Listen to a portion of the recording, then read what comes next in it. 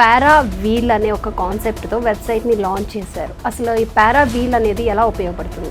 ఈ structure build చేసి complete కేకే అంటేనే ఒక ప్రభంజనం సృష్టించుకున్నారు, మీకంటూ ఒక గుర్తింపు తెచ్చుకున్నారు. డేటా మాట్లాడుతున్నమాట ఇక్కడ. పవన్ కళ్యాణ్ గారి గురించి సర్వే చేస్తే ప్రజలకు ఆయన రీచ్ అయ్యారంటారు. నాకంటే మించిన బెస్ట్ పర్సన్ దొరకడం అనుకుంటాను. ఎందుకంటే సో ఇప్పుడు మనం చూసుకుంటే టీడీపీ జనసేన మధ్య ఆధిపత్య పోర్ 2029లో ఉంటుందంటారా? పవన్ కళ్యాణ్ ఒప్పుకుంటారు తెలియదు. కూటమి ప్రభుత్వంతో కలవకుండా జనసేన నుంచి మళ్ళీ పోటీ చేస్తే ఆయన విన్ అవుతారంటారా? ప్రధానంగా స్ట్రక్చర్ మీద ఆధారపడుతుంది. మీ సర్వే ప్రకారం కూటమి ప్రభుత్వంపై మీరు ఒక వార్నింగ్ లాగా ఇచ్చారు. ఇప్పుడు ప్రజలు లక్షలాది మంది అబ్జర్వ్ చేస్తూనే ఉన్నారు. కేకే సర్వే అనేది ఒక బోగస్. కూటమి ప్రభుత్వం అధికారంలో ఉన్నప్పుడే వైఎస్ జగన్ కనుక జైలుకి వెళ్తే వైసీపీ గ్రాఫ్ పడిపోతుందంటారా? ఈసారి లాస్ట్ టైం షర్మిలా గారు దాన్ని ఫుల్ చేయగలిగారు. పాపం తను అన్న మీద ఫైట్ చేస్తుంది, సొంత అన్న మీదే. జూనియర్ ఎన్టీఆర్ గారు పొలిటికల్ ఎంట్రీ ఇస్తే టీడీపీ ప్రభుత్వం తరపు నుంచి పోటీ చేస్తే ఎలా ఉండబోతుందంటారు? చిరంజీవి వర్సెస్ జూనియర్ ఎన్టీఆర్ లాగా ఉంది అప్పుడు. నమస్తే, వెల్కమ్ టు ప్రైమ్ 9 నేను దీపిక. ఏపీ 2024 ఏపీ ఎలక్షన్స్లో ఒక ప్రభంజనం సృష్టించారు కేకే సర్వేయర్. ఆయనే కేకే సర్వేయర్ CEO కిరణ్ గారు మనతో పాటు ఉన్నారు. సో ఆయన ఈ కూటమి ప్రభుత్వం ఏడాది పాలనపై అలాగే ఆయన ఒక వెబ్సైట్ని కూడా లాంచ్ చేశారు. దాని గురించి అలాగే పాలన ఎలా ఉంది, ఎలా రిజల్ట్ అనే సర్వే చేస్తున్నారు, ఇలాంటి మరిన్ని విషయాలు ఆయన్ని అడిగి తెలుసుకుందాం. కిరణ్ గారు నమస్తే. నమస్తే.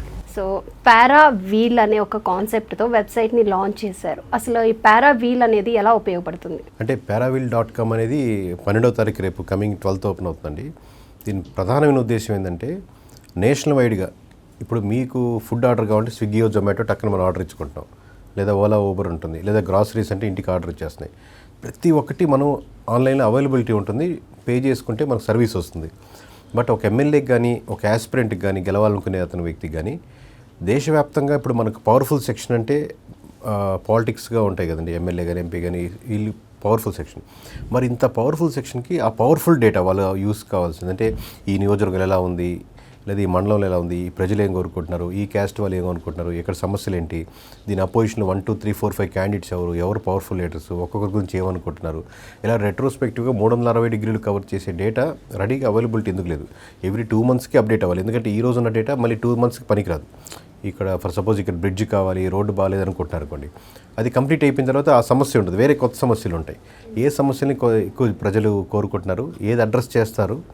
అలాగే ఎమ్మెల్యే మనకు నేను ఎన్ని తీర్చేస్తానని 1 2 3 4 5 లిస్ట్ చెప్తాను కదా, వాటిలో ఎన్ని తీర్చారు, ఈ కంప్లీట్ డేటా ఎందుకు చేయకూడదన్న ఆ థాట్ ప్రాసెస్తో ఆ స్పేస్ అయితే అలాగే ఉంది, హ్యూజ్ స్పేస్. ఇది పారావీల్ అనే కాన్సెప్ట్ ఫస్ట్ మోర్ అనమాట. జనరల్గా ఏంటంటే ఎవరన్నా రిక్వెస్ట్ అడుగుతారు, మీరు ఎమ్మెల్యే అనుకోండి, నా మీద ఎలా సర్వే చేసి పెట్టినని అడుగుతారు, లేదా పార్టీలు అడుగుతాయి, లేదా అపోజిషన్ లీడర్లు అడుగుతారు. ఇలా కాకుండా మనం స్టెప్ ఫార్వర్డ్ చేసి రెడీగా ఉన్న డేటాని ఎందుకు ప్లేస్ చేయకూడదని వచ్చింది. సో ఆలోచనది రైట్ టు స్టేట్ ఏంటంటే ఏపీతో స్టార్ట్ చేద్దాం. ఎందుకంటే మనకు క్రెడిబిలిటీగా కానీ పోయినసారి రిజల్ట్స్ వచ్చినప్పుడు హ్యూజ్గా ప్రతి ఒక్కరు, ప్రతి ముగ్గురు, ప్రతి నలుగురు ఎక్కడ కలిసినా డిస్కస్ చేసుకున్న టాపిక్స్ రెస్పెక్ట్ ఇచ్చారు కదా. ఇనిషియల్గా ఏంటంటే బీహార్, ఇప్పుడు కమింగ్ తమిళనాడు, వెస్ట్ బెంగాల్ కూడా చేస్తున్నాం, తెలంగాణ. బట్ ఎలక్షన్స్ వచ్చినప్పుడు అయితే ఈజీ అవుద్ది, ఎందుకంటే అందరూ ఆ ఇంట్రెస్ట్ చూపిస్తారు కాబట్టి అనుకున్నాం. కానీ బట్ ఏపీతో స్టార్ట్ చేద్దాం మోడల్, ఫస్ట్ మోడల్ ఏపీతో ఇద్దాం. అందుకని దాదాపుగా 2.5 months ఫీల్డ్లో 800 నుంచి 900 మధ్యలో నంబర్స్ ఫీల్డ్లో పనిచేస్తారు. ఇప్పుడు ఇక్కడ మీరు చూస్తున్న ఆఫీస్లో ఒక 50 మంది ఆ డేటాను అనలైజ్ చేయడానికి కానీ రిపోర్ట్స్ కానీ చేసి దీన్ని లీడ్స్గా చేసిన వాళ్ళు కంప్లీట్గా ఐఐటీ బ్యాక్గ్రౌండ్స్ నుంచి ఒక 5-6 ఇయర్స్ ఎక్స్పీరియన్స్లో ఉన్న మినిమం ఉన్న ఎక్స్పీరియన్స్గా తీసుకొని ఈ స్ట్రక్చర్ బిల్డ్ చేసి కంప్లీట్ 170 నియోజకవర్గాలు రిపోర్ట్ ఇచ్చి మాకు 2.5 months పట్టింది.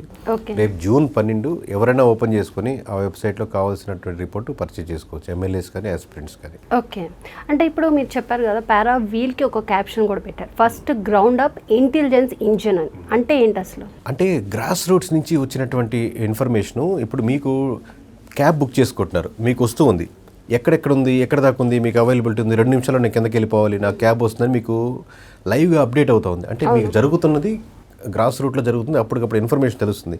అలాగే ఇప్పుడు కరెంటు పరిస్థితులు ఎలా ఉన్నాయి, ఈ 1 year నుంచి ఎలా ఉంది పరిపాలన, నేను చేస్తున్నాను, వర్క్ చేసుకుంటాను కానీ ఎమ్మెల్యేగా, బట్ నిజంగా అక్కడ నియోజకవర్గంలో ఉన్నాయా, లేకపోతే నా రైట్ హ్యాండ్ లెఫ్ట్ హ్యాండ్ ఉన్నటువంటి మొత్తం తినేస్తూ నాకంతా నా సూపర్ అన్న నువ్వు పాజిటివ్ ఉందని అనుకుంటున్నారా, లేకపోతే జగన్ గారికి ఎక్కువ మొగ్గు చూపుతున్నారా, వీళ్ళకి ఎక్కువ మొగ్గు చూపుతున్నారా, ఏ విలేజ్లో ఏ సమస్యలు ఉన్నాయి నిజంగా, అక్కడ మున్సిపాలిటీ సమస్య అడ్రస్ ఎక్కువ చేస్తున్నారా, లేకపోతే రోడ్డు కావాలనుకుంటున్నారా, లేకపోతే హాస్పిటల్ కావాలనుకుంటున్నారా, లేకపోతే ఇతను చేసేటువంటి కరప్షన్ గురించి అందరూ డిస్కస్ చేసుకుంటున్నారా, పాజిటివ్గా ఉంటున్నారా, ఇలా ఇప్పుడు గ్రాస్ రూట్స్ నుంచి లైవ్గా అప్డేట్ అయ్యి మనం తీసుకున్నట్టు కాబట్టి ఓవరాల్గా డేటా మాట్లాడుతుంది అనమాట ఇక్కడ. సో మొత్తానికి ఇప్పుడు మనం చూసుకుంటే ఏపీకి ఒక సర్వే ఇచ్చారు, మీరు అన్నదే నిజమైంది. సో దాంట్లో మీరు కేకే అంటేనే ఒక ప్రభంజనం సృష్టించుకున్నారు, మీకంటూ ఒక గుర్తింపు తెచ్చుకున్నారు. సో ఏపీ 1 year అయిపోయింది పాలన వచ్చి, చంద్రబాబు కూటమి ప్రభుత్వం వచ్చి, పాలనలో ఈ కూటమి ప్రభుత్వంపై సర్వే చేశారా, ఎలా ఉంది అంటారు? ఆబ్వియస్గా మనం ఇప్పుడు సర్వే చేయాలంటే ఒక ప్లేస్కి వెళ్ళాలి కదండి, ఆ ప్లేస్ ఒక నియోజకవర్గం ఉంటుంది, రిపోర్ట్ కూడా మన నియోజకవర్గం టార్గెట్ కాబట్టి మేము చేసింది ఏంటంటే ఎలక్షన్స్ టైంలో ఎమ్మెల్యే సెంట్రిక్గా ఉంటుంది, ఎమ్మెల్యే గెలుస్తారా ఓడతారా అనే చివరికి ఎంత చేసినా ఫైనల్ క్వశ్చన్ మీద వెళ్తాం.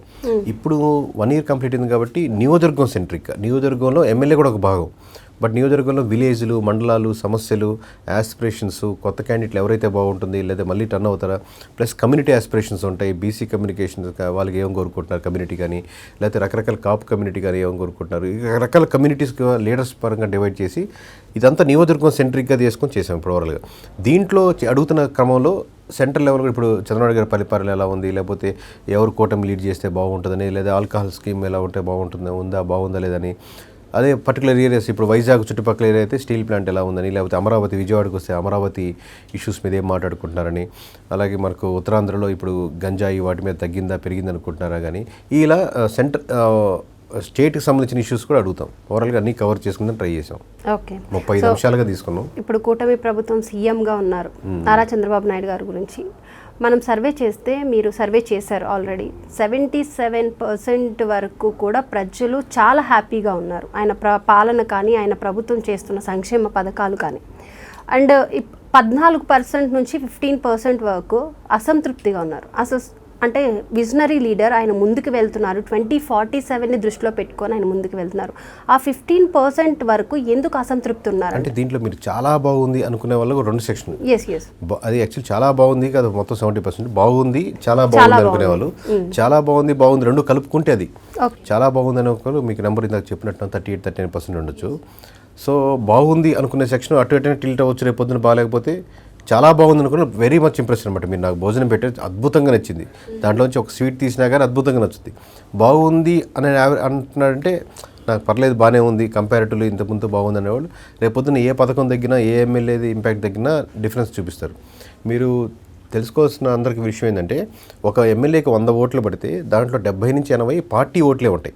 ఇప్పుడు మీరు నిలబడ్డా, నేను నిలబడ్డా నియోజకవర్గంలో ఆ ఓట్లు ఫిక్స్డ్గా ఉంటాయి.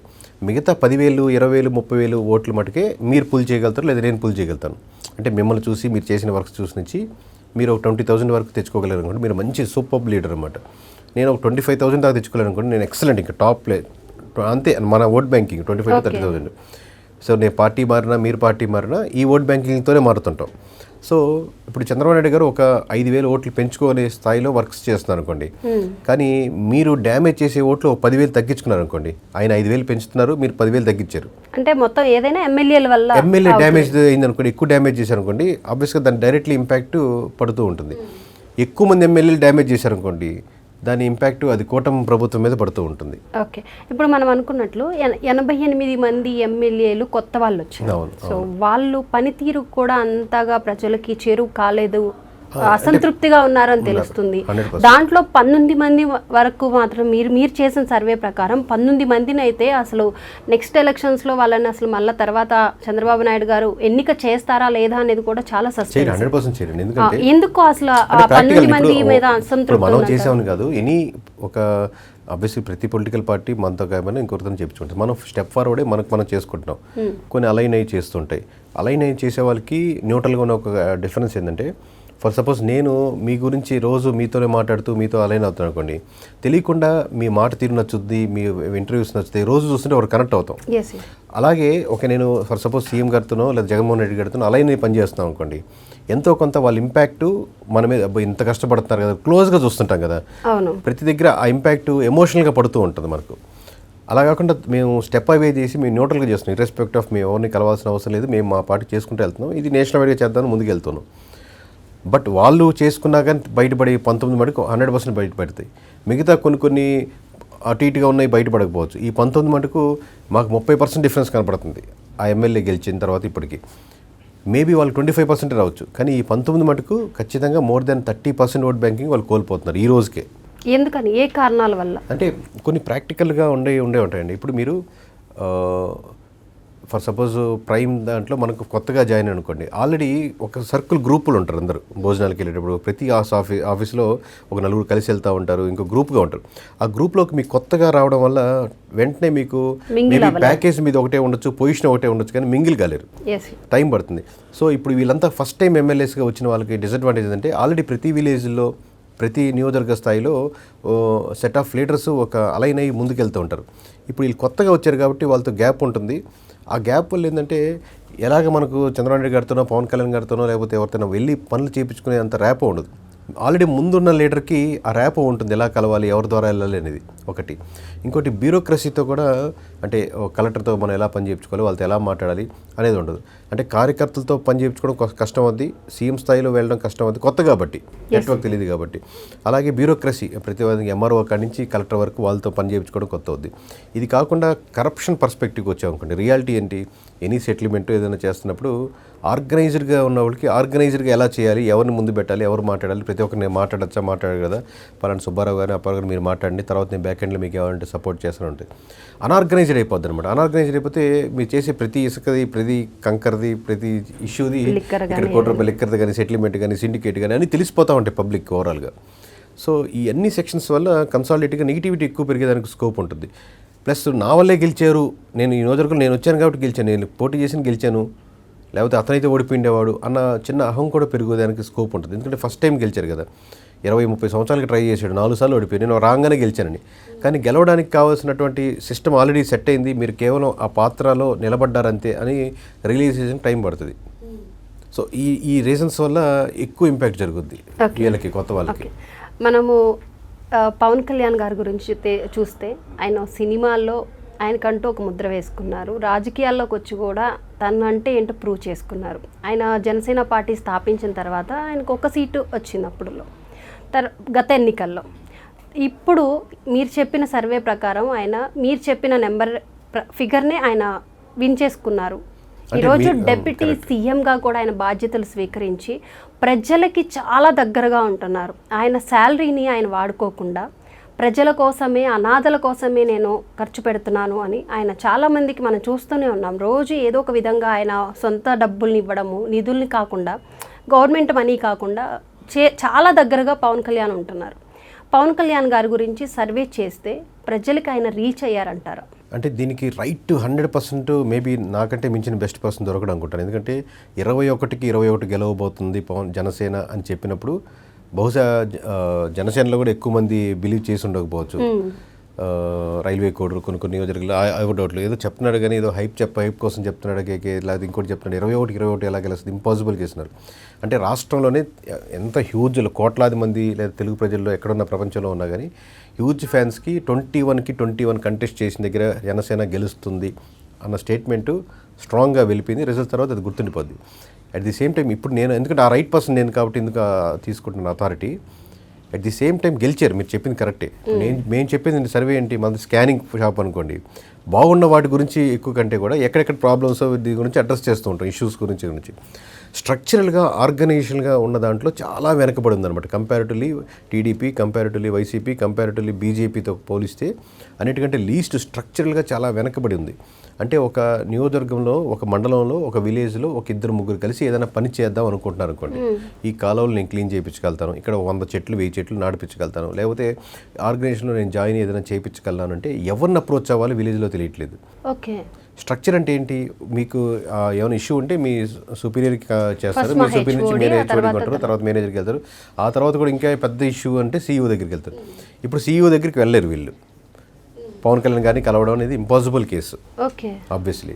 ఎందుకంటే ఆయనకున్న బిజీ స్కెడ్యూల్లో ఇంకోటి స్కెడ్యూల్లో ఆయన పనులు చూసుకునే టైం లేదు కాబట్టి ఒక మండల స్థాయి లీడర్ వచ్చి అంత ఈజీగా స్కోప్లో మేము జనరల్ మీటింగ్లో కలవగలుగుతారు, లేదా మీరు వీడియో బిట్స్లో చూసినట్టు ఒకరిద్దరు మాట్లాడగలుగుతారు, కానీ ఇన్ జనరల్గా impossible case, practically also impossible case. But అక్కడ మండల స్థాయిలో ఏ లీడర్ని కలవాలని స్ట్రక్చర్ లేదు ఒకటి.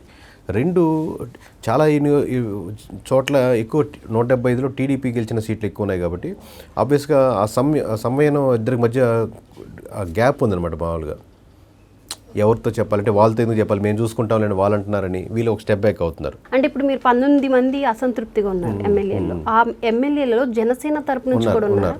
ఎంతమంది ఫిగర్ చేయొచ్చు అంటారు? ఉన్నారు, ఈజీగా ఉంటారు, ఒక నలుగురు ఉంటారు. సో వాళ్ళని ఇప్పటి నుంచి ఈ 4 years వరకు ప్రజలకి దగ్గర అవుతూ వాళ్ళకి కావాల్సిన సమస్యలు ఏంటి ఇలా చేస్తే ఆ నలుగురు మళ్ళీ నెక్స్ట్ ఎలక్షన్స్లో గెలిచే అవకాశం ఉందంటారా? ఉంది. ఈ 19 మటుకు చాలా క్రిటికల్ అండి, ఎందుకంటే డ్యామేజ్ చాలా ఎక్కువ, హ్యూజ్ డ్యామేజ్లో మళ్ళీ గెట్ బ్యాక్ కష్టం అవుతుంది. బట్ పాలిటిక్స్లో ఏదైనా జరగచ్చు, ఎక్సెప్షనల్ కేసు పక్కన పెడితే ఈ రోజుకి మనం మాట్లాడుతున్నాం, ఈ రోజుకైతే ఇన్ఎవిటబుల్ డ్యామేజ్. ఓకే, ఈ డ్యామేజ్ అనేది పవన్ కళ్యాణ్ గారి మీద ఎక్కువ ప్రభావం చూపుతుందంటారా నెక్స్ట్ ఎలక్షన్స్లో? ఇప్పుడు నేనేమంటానంటే CEO is the whole and soul responsible అండి.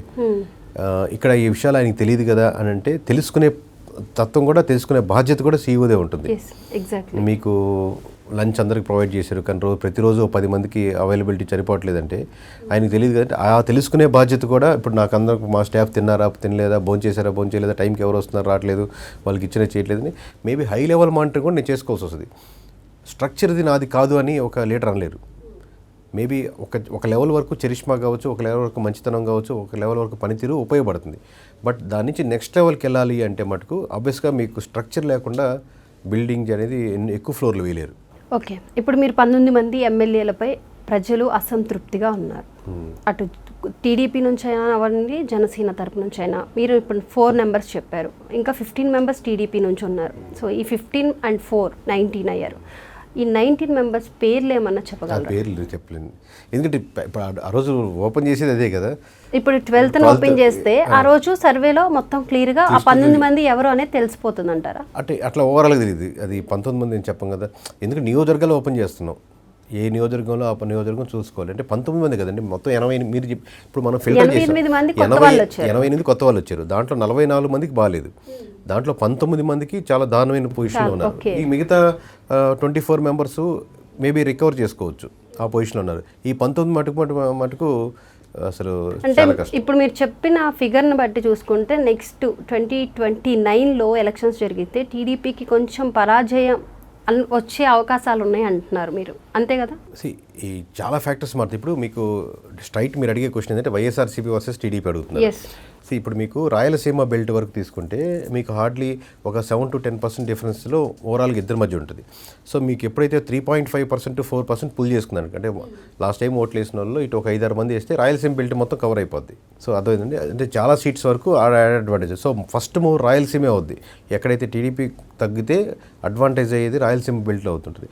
ఇప్పుడు గోదావరి బెల్ట్లో స్ట్రక్చర్గా ఉందనుకోండి జనసేన అడ్వాంటేజ్ ఉంటే, జనసేన అడ్వాంటేజ్ అయితే ఆబ్వియస్గా కూటమిలో ఉంటే అది వైఎస్ఆర్సీపీకి నెగిటివ్ అవుతుంది. లేదు స్ట్రక్చర్గా చేసుకోవట్లేదు, మంచి లీడర్స్ అంతా వైఎస్ఆర్సీపీ వైపు జాయిన్ అవుతున్నారు. అది మంచి లీడర్ నాట్ ఓన్లీ నియోజకవర్గం పరంగా కాదు, విలేజ్ పరంగా నుంచి రేపు ఎలక్షన్స్ టైంలో వాళ్ళు మూవ్ అయ్యారు. మాకు 4 సంవత్సరాలు చేంజ్ సపోర్ట్ లేదు, వైఎస్ఆర్సీపీ అయితే బాగుంటుంది. ఎందుకంటే ఎవ్రీ లీడరు ఒక సపోర్ట్ సిస్టమ్ని కోరుకుంటూ ఉంటాడు. నేను సమస్య వస్తే 10 మంది ఈ పార్టీ నుంచి వచ్చి నిలబడితే మాట్లాడితే ఉండాలని చెప్పి. సో ఎక్కడ డిసడ్వాంటేజ్ వచ్చినా అది టీడీపీకైనా అంతే, జనసేనకైనా అంతే, బీజేపీకైనా అంతే, ఆ అడ్వాంటేజ్ వైఎస్ఆర్సీపీగా ఉంది. ఇప్పుడు అదర్ ఆల్టర్నేటివ్ వైఎస్ఆర్సీపీ కదండి, ఇప్పుడు ప్రస్తుతానికి 3 పార్టీలు ఒకటే ఉన్నాయి కాబట్టి 3 కాకపోతే సెకండ్ ఆల్టర్నేటివ్ వైఎస్ఆర్సీపీ కాబట్టి ఏ మాత్రం పర్సెంటేజ్ తగ్గినా కానీ వైఎస్ఆర్సీపీకి యాడెడ్ అడ్వాంటేజ్ అవుతుంది. ఎన్ని సీట్లని కన్ఫ్యూజ్ అవుతున్నారు. 11 అనేది చాలామంది అనుకుంటారు, more than around 39 point change అనుకుంటే 40% రౌండ్ ఫిగర్ అనుకుంటే అరౌండ్ 40% ఓట్ బ్యాంకింగ్ వైఎస్ఆర్సీపీకి ఉంది కదా.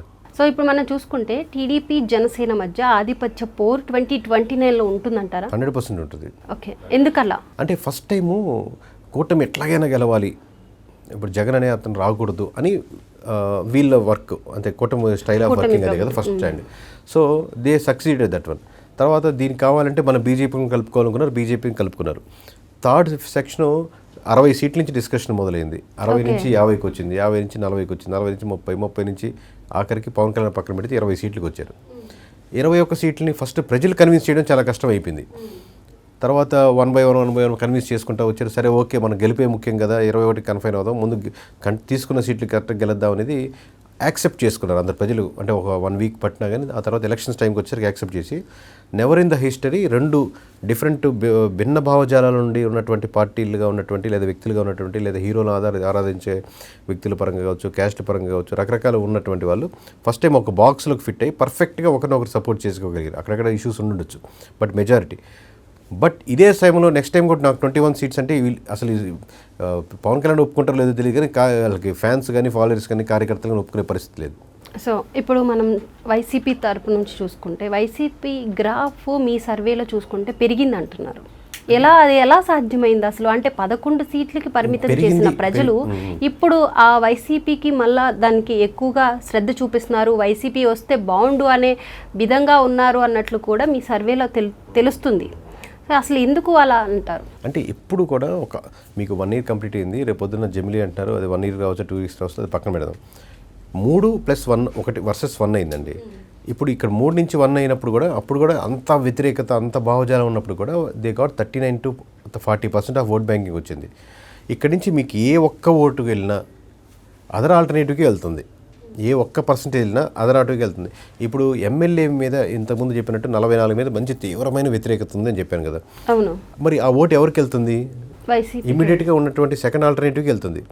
సో ఇది ఫస్ట్ టైం కాదు ఇన్ ద హిస్టరీ. ఎక్కడైనా సరే నాట్ ఓన్లీ మనం అంటే ఏపీ ఎక్కువ మీరు మాట్లాడుతుంటారు, కానీ మీరు ఎక్కడైనా చూడండి, లాస్ట్ టైం లేటెస్ట్గా ఈ మధ్య జరిగిన కర్ణాటక ఎలక్షన్స్లో కూడా లాస్ట్ టైం అనుకుంటా బిఫోర్ దట్ వన్ మీకు ఓట్ పర్సెంటేజ్ తక్కువ వచ్చినా కానీ అదే పార్టీ విన్ అయింది. డజన్ మీద ఓటింగ్ శాతం అని కాదు. కొన్ని దగ్గర మీరు మెజారిటీలు ఎక్కువ గెలిచారు కానీ సీట్లు తక్కువ, కొన్ని దగ్గర మెజారిటీ తక్కువలు గెలిచారు కానీ సీట్లు ఎక్కువ. ఓటింగ్ పర్సెంటేజ్ చూస్తే వాళ్ళు తక్కువ వచ్చు కానీ నెంబర్ ఆఫ్ సీట్స్ పెరుగుతారన్నమాట. సో కొన్నిసార్లు రివర్స్ కేసులు ఇప్పుడు మనకు 40% వచ్చింది, 40% చూస్తే 11 సీట్సే వచ్చాయి. కంపారిటివ్లీ దానికంటే తక్కువ పర్సెంటేజ్ వచ్చిన దానికి 21 సీట్సే కంటెస్ట్ చేసి 21 సీట్స్కి గెలవగలిగారు. సో ఈ పర్సంటేజ్ గేమింగ్ అనేది చాలా హ్యూజ్ నెంబర్స్గా చేంజ్ అయ్యేదానికి స్కోప్ ఎక్కువ ఉంటుంది. సో మనం చూసుకున్నాము, ఇప్పుడు ప్రధాని నరేంద్ర మోదీ గారు మన ఏపీకి వచ్చి అమరావతి పనుల్ని స్టార్ట్ చేశారు, అలాగే పోలవరం ప్రాజెక్టుపై దానికి కూడా నిధులు మంజూరు చేశారు, దాని పనులు కూడా వేగవంతం అవుతున్నాయి. టీడీపీ ప్రభుత్వం, కూటమి ప్రభుత్వం అధికారంలోకి వచ్చినాక ఏదైతే వైసీపీ ప్రభుత్వం చేయలేని పనులన్నింటినీ చేసుకుంటూ కొన్ని లక్షల నిధులు మాత్రం తీసుకొస్తూ మనకి ఏపీని బాగు చేయాలనే ముందుకు వెళ్తున్నప్పుడు మరి గ్రాఫ్ పెరగాలి కానీ ఎందుకు తగ్గుతుంది కూటమి ప్రభుత్వం? ఓన్లీ కేవలం ఎమ్మెల్యేల వల్లనే గ్రాఫ్ తగ్గిపోతుంది. ఇప్పుడు పోలవరం వేగవంతంగా అవుతుంది అనేది మన ఆంధ్రప్రదేశ్ ప్రజలు దాదాపు 10-15 ఏళ్ళుగా తింటూనే ఉన్నారు. They will only satisfy complete అయ్యే వర్క్స్, ఇది ఈ ప్రాజెక్ట్ చేసాము, ఈ అమరావతి బిల్డ్ చేసాము అనేది రిజల్ట్ చూసినప్పుడు సాటిస్ఫై అవుతారు.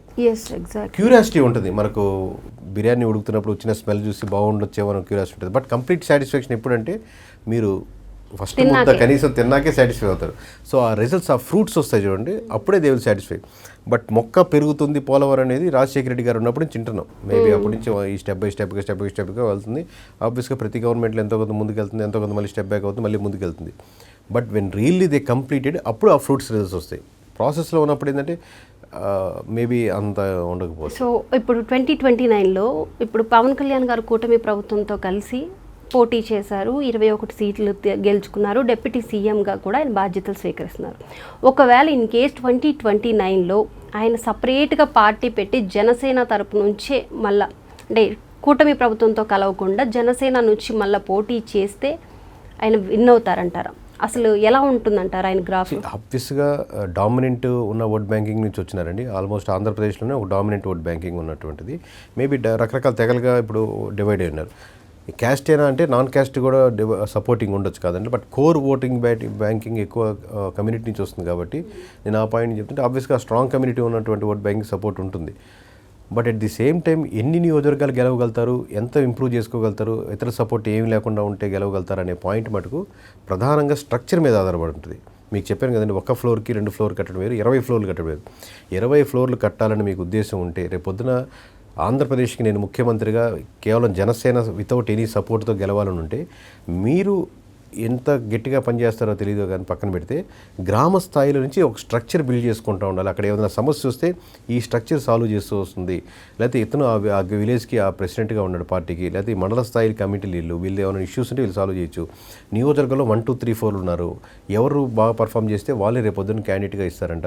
ఈ స్ట్రక్చర్ బిల్డ్ చేసుకుంటే లేదా కొత్తగా ఆల్రెడీ మంచి రెప్యుటేషన్ ఉన్న క్యాండిడేట్స్ రెడీగా ఉన్నారు. చాలామంది నన్ను అప్రోచ్ అయ్యే వాళ్ళు జనసేనలో జాయిన్ అవుదాం అనుకునే వాళ్ళు ఉన్నారండి. కానీ ఎవరిని అప్రోచ్ అవ్వాలి రైట్గా ఉన్నాడు. ఎమ్మెల్యే స్థాయిలో లాస్ట్ టైం కంటెస్ట్ చేసి ఎక్కడో దగ్గర మంచి క్యాండిడేట్గా ఉండేవాళ్ళు.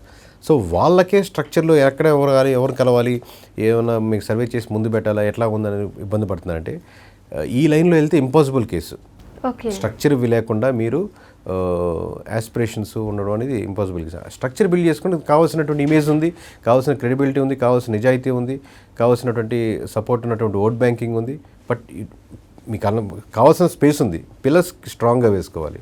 సో మీ సర్వే ప్రకారం కూటమి ప్రభుత్వంపై మీరు ఒక వార్నింగ్ లాగా ఇచ్చారు. ఇప్పుడు కూటమి ప్రభుత్వం వార్నింగ్ లాగా తీసుకోవాలంటారా, లేకపోతే ఆత్మ విమర్శలా భావించాలంటారా?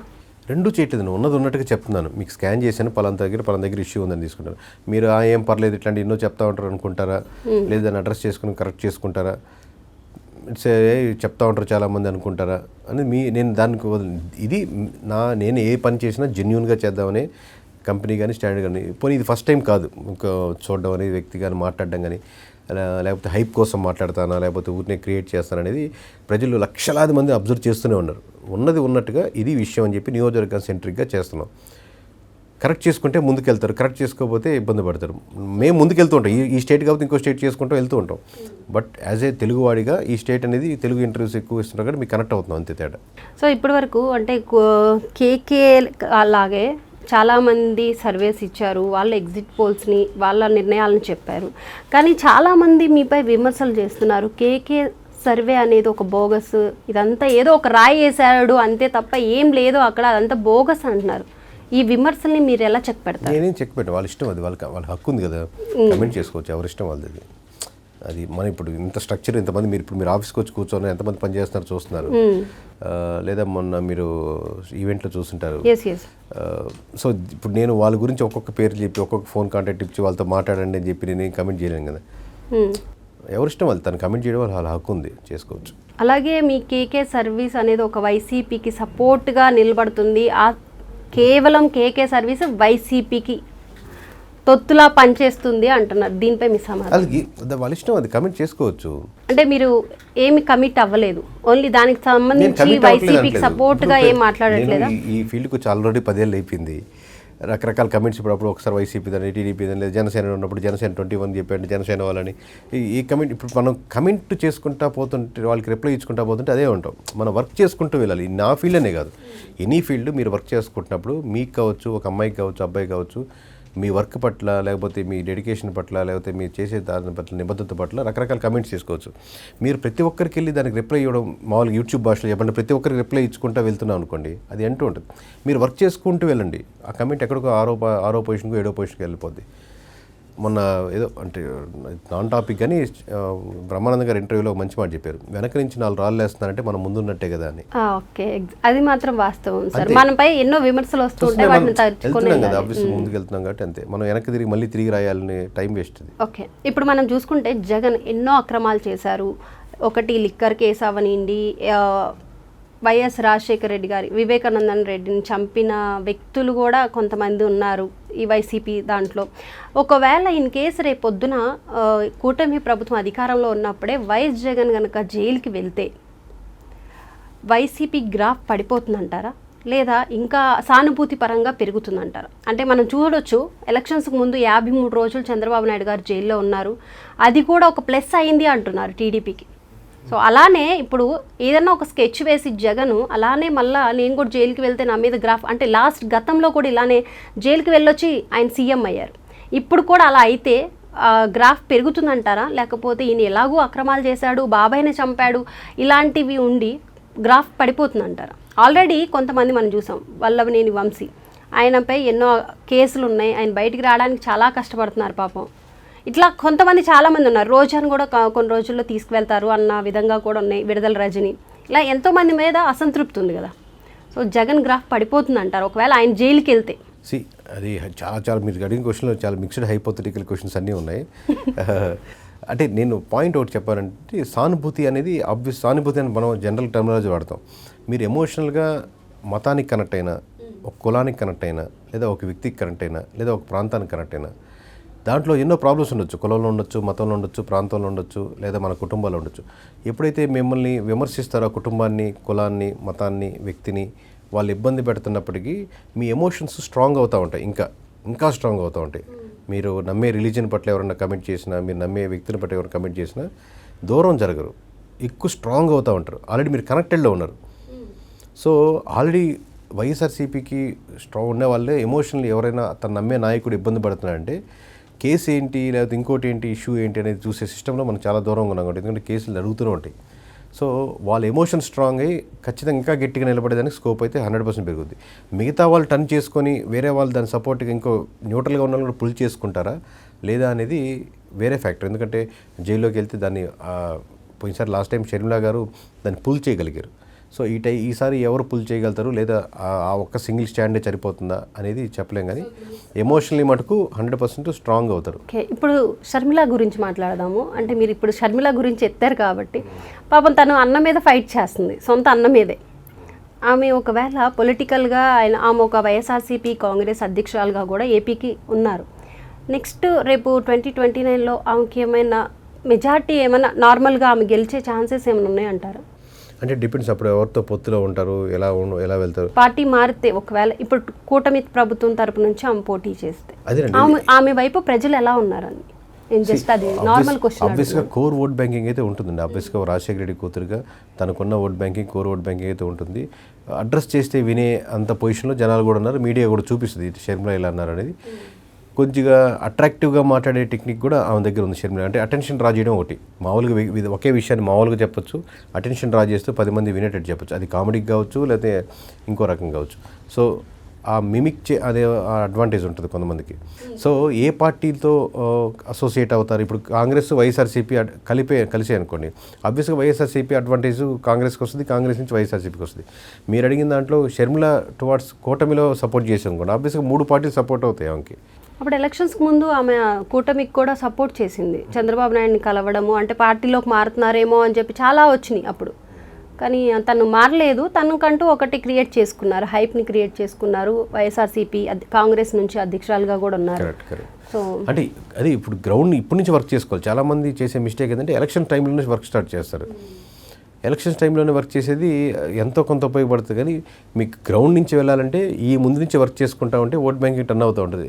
తర్వాత ఎమ్మెల్యే అవుతారా ఎవరన్నా కాదు, మీకు వర్క్ ఏ స్టేట్లో చేసుకోవాలి, ఎవరో లీడర్స్ ఉన్నారు, దాన్ని స్ట్రెంథన్ చేసుకుంటా ఉంటే లాంగ్ రన్గా పార్టీ ఎదుగుద్ది. పార్టీ ఎదిగితే వాళ్ళు ఎదుగుతారు లీడర్గా. Yes, okay. కాంగ్రెస్ పరిస్థితి ఎలా ఉంటుంది అంటారు ఒకవేళ ఏపీ నుంచి? సేమ్ అదే, సేమ్. ఇక ఇండైరెక్ట్గా మీరు 2 ప్రశ్నలకి ఒకటే సమాధానం ఏంటంటే, ఒక లీడర్ని ఎంచుకున్నప్పుడు ఆ లీడరు ప్రతి ఒక్క 170 నియోజకవర్గాలు ఎవరెవరు నాకు ఇప్పుడు పనిచేసేదానికి సిద్ధంగా ఉన్నారు, ఈ రోజుకి పనిచేసేదానికి, ఆ విధంగా నుంచి మనకు విలేజ్ స్థాయి వరకు మీరు ఐడెంటిఫై చేయగలిగితే, రెగ్యులర్గా ప్రోగ్రామ్స్ చేస్తూ ఇష్యూస్ని అడ్రస్ చేసుకోగలిగితే ఆబ్వియస్లీ 1 or 2 డేస్లో అయినా సరే, 3 డేస్లో అయినా సరే, 3 years అయినా సరే మీరు డెవలప్ అవుతూ ఉంటుంది స్టెప్ బై స్టెప్. సో అలాగే మీరు ఢిల్లీ ఎన్నికలు జరిగినప్పుడు పార్టీ మళ్ళీ విజయం సాధిస్తుంది అన్నారు, కానీ అన్ని సందర్భాల్లో మీ సర్వే అనేది నిజం కాదు. ఓన్లీ ఏపీ ఎలక్షన్స్ అప్పుడు మాత్రం మహారాష్ట్ర అయింది. ఇండియాలో రెండు మాత్రమే టైం వెచ్చి చేసింది మహారాష్ట్ర. ఈ హర్యానా మటుకు, ఢిల్లీ మటుకు మేము ఎలక్షన్స్ టైంలోనే వెళ్ళాం కదా అని చెప్పి నేను దాన్ని యాక్సెప్ట్ చేయలేదు. We did any mistake over there. ఇప్పుడు 1.5-1.8%తో హ్యూజ్ డిఫరెన్స్ ఆఫ్ ఓట్స్ సీట్లు తేడా వచ్చాయి. ఇద్దరికి మధ్య అరౌండ్ 1% తేడా.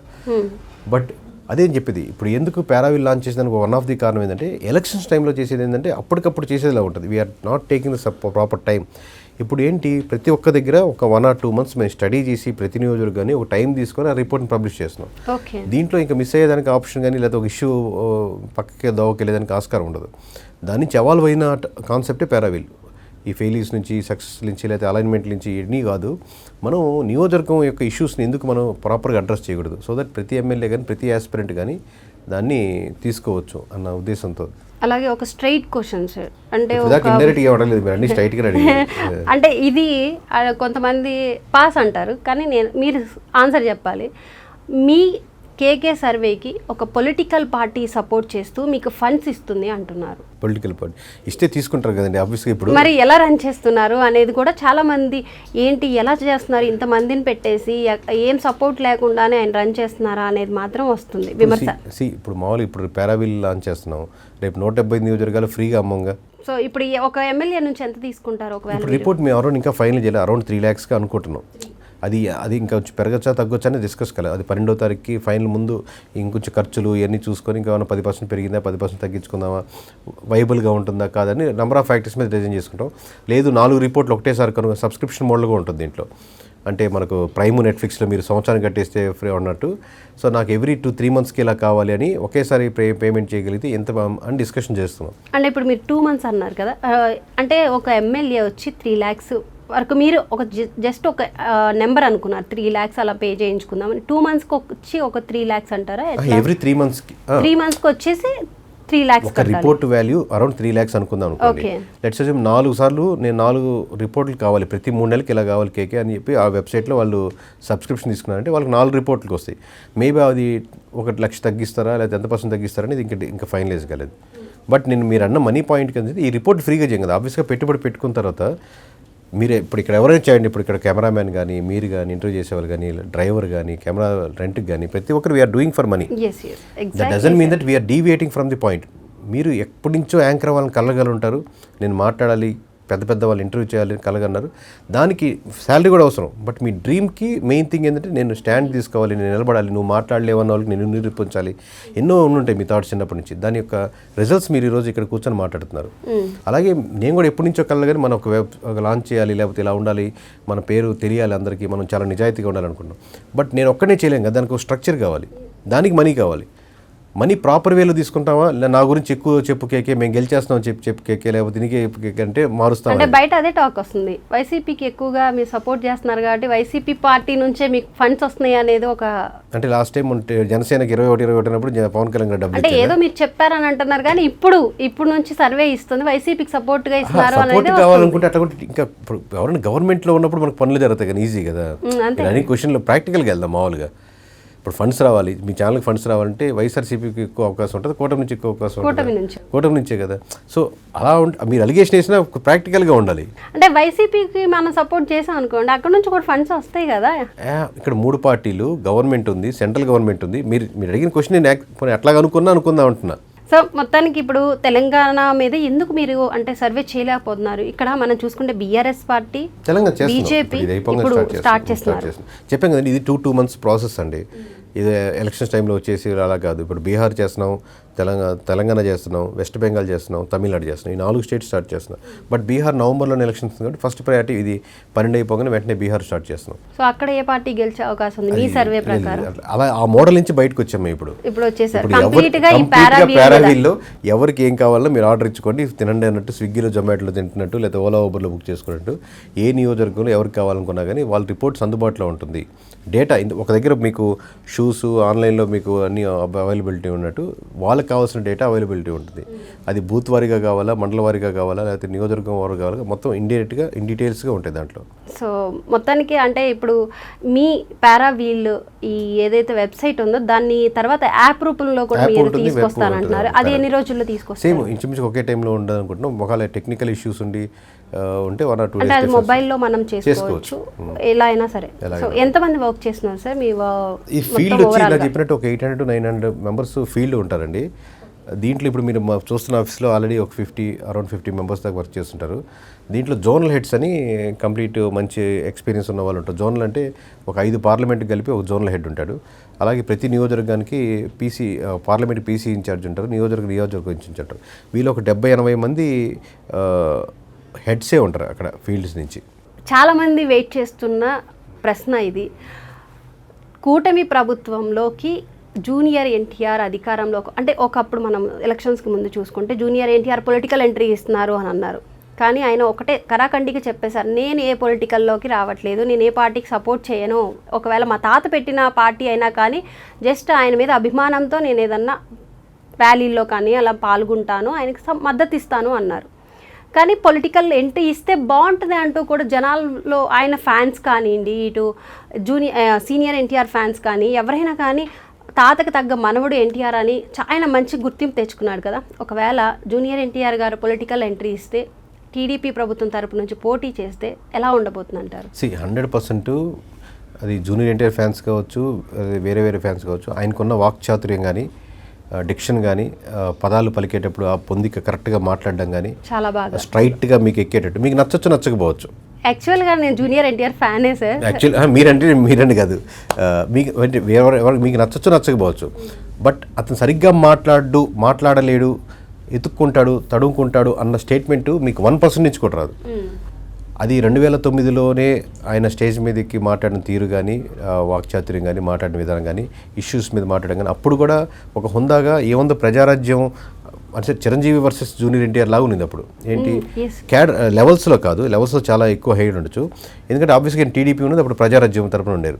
బట్ స్టిల్ ఎక్కడ చిరంజీవి గారికి రెస్పెక్ట్ తగ్గకుండా, డైరెక్ట్గా మళ్ళీ ఏమనకుండా మళ్ళీ అదే రెస్పెక్ట్ మెయింటైన్ చేస్తూ మళ్ళీ ప్రజారాజ్యాన్ని అనాలి, ఆ బ్యాలెన్స్ని కోల్పోకుండా, ఆ ఏజ్కి ఆ టైంకి అంత హీట్లో బ్యాలెన్స్ కోల్పోకుండా ఫస్ట్ టైం చేసినప్పుడు కూడా అద్భుతంగా చేశారు.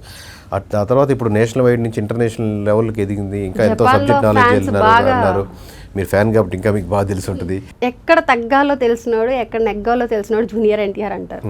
కరెక్టా? 100%. ఆబ్వియస్లీ కాబట్టి ఎక్కడో సమ్ డిస్టర్బెన్స్, సమ్ ఇబ్బందో, లేకపోతే ఇలా కాదు ఇలా ఉండవు అనుకున్నాడు, దూరం జరిగారు పార్టీల నుంచి కావచ్చు, పాలిటిక్స్ నుంచి కావచ్చు, ఆయన పనిలో ఉన్నారు. దట్ డజంట్ మీన్ దట్ ప్రజలు దూరం జరగలేదు. మొత్తం మీద ఇప్పటికి కూడా అరౌండ్ 7.8% టీడీపీలో ఉన్నవాళ్ళు, యావరేజ్గా చూస్తే 11% ఓవరాల్గా వైఎస్ఆర్సీపీ, టీడీపీ, జనసేన ఓటర్స్లు కూటమి తరపున ఎవరు లీడర్గా ఉంటే బాగుంటుంది అనుకో దాంట్లో ఓవరాల్గా కూటమి తరపున మొత్తం వైఎస్ఆర్సీపీ, టీడీపీ 11% మంది జూనియర్ ఎన్టీఆర్ పేరు వచ్చింది అక్కడ. 10 to 11% అంటే it's not a joke. When he is completely away from the politics. ఉన్నవాళ్ళు ఉండే వాళ్ళకే 1%, 2% రావడం కష్టంగా ఉంది. అసలు రాజకీయాల సంబంధం లేకుండా ఒక్క ప్రెస్ మీట్ కానీ 10 ఏళ్ళుగా తనకు సంబంధం లేకుండా తన పాటు తను చూసుకుంటా ఉంటే స్టిల్ ఒక 7 నుంచి 10% స్ట్రాంగ్గా మిమ్మల్ని బిలీవ్ చేస్తున్నారంటే ఇట్స్ ఎన్ అచీవ్మెంట్ అనమాట. తనకి యాడెడ్ అడ్వాంటేజ్ రకరకాలుగా ఉన్నాయి ఈ వేరే సెక్షన్స్. ఒకవేళ వస్తే కనుక నెక్స్ట్ సీఎం ఆయనే అవుతారంటారా?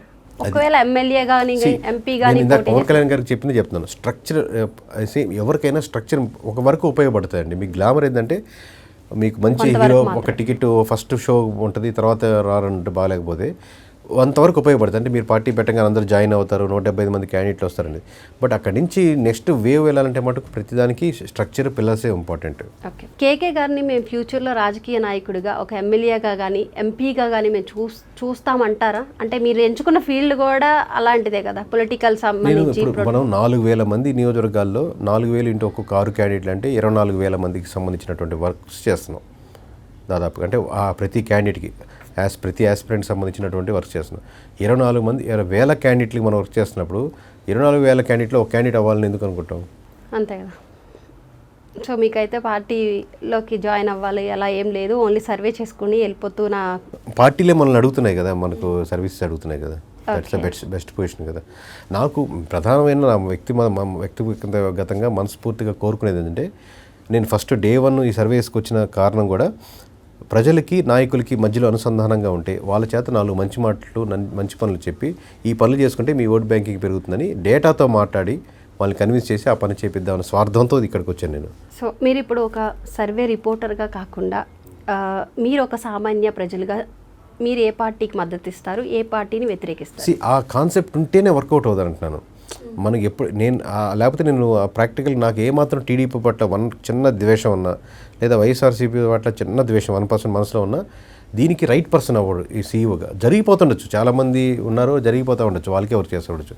బట్ ఎందుకు ఈ క్రెడిబిలిటీ వస్తుందంటే నా మాటల్లో కానీ, చేతల్లో కానీ, వర్క్స్లో కానీ ఎప్పుడు ఆ చిన్న డీవియేషన్ కూడా ఉండదు, 1% కూడా. ఎందుకంటే నాకు మతం పట్ల ప్రేమ లేదు, ఒక మతం పట్ల ద్వేషం లేదు, కులం పట్ల లేదు, లేదా పార్టీల పట్ల లేదు. ఆ న్యూట్రాలిటీ ఉంది కాబట్టి మనం నెంబర్లు వేసినప్పుడు నెంబర్లు అలా నిలబడతాయి.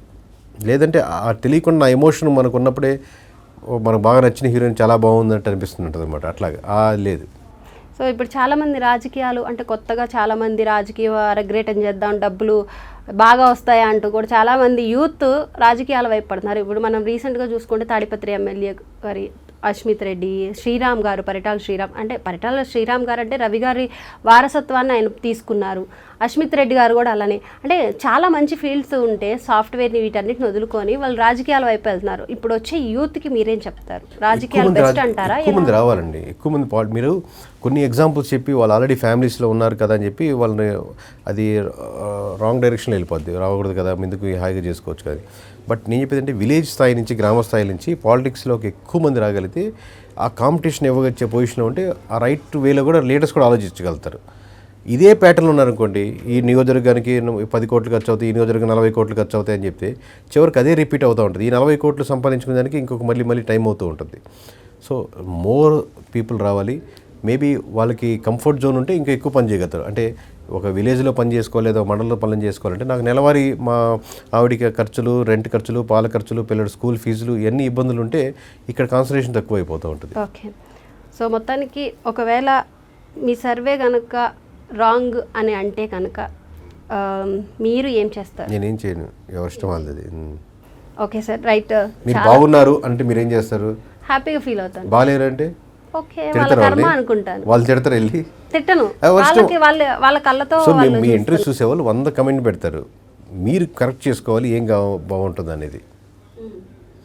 అది వాళ్ళని అనుకోనివ్వండి, మనం ఎదగాలి. మీరు నెక్స్ట్ ఎవరిని చేయాలనుకుంటారు, నెక్స్ట్ అమిత్ షా దాకా ఎదగాలనుకుంటే మీరు స్ట్రాంగ్గా పెట్టుకుంటే మీరు ఆ పొజిషన్కి వెళ్ళగలుగుతారు. ఫైనల్గా సార్, మీరు ఒకవేళ నా సర్వే కనుక తప్పు అయితే నేను ఇంకొకసారి సర్వే రిపోర్ట్ అనేది ఇవ్వను, నేను తప్పుకుంటాను అన్నారు. దీనిపై సర్వే రిపోర్ట్ తప్ప ఇంకా ఆప్షన్ లేదు దీనికి. ఎందుకంటే చెప్పాను కదండి, ఈ కాన్సెప్ట్లో మనం 2.5 months స్టడీ చేసి నియోజకవర్గం ఏం కోరుకుంటుందో కంప్లీట్గా స్టడీ చేసినప్పుడు వీళ్ళు గెలుస్తారా వీళ్ళు ఓడతారా అనేది చాలా చిన్నదైపోద్ది.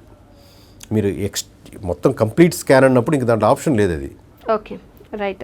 Thank you so much KK గారు, థ్యాంక్ యూ సో మచ్. మీరు పారావీల్ అనే ఒక వెబ్సైట్ అలాగే యాప్తో మా ముందుకు రాబోతున్నారు.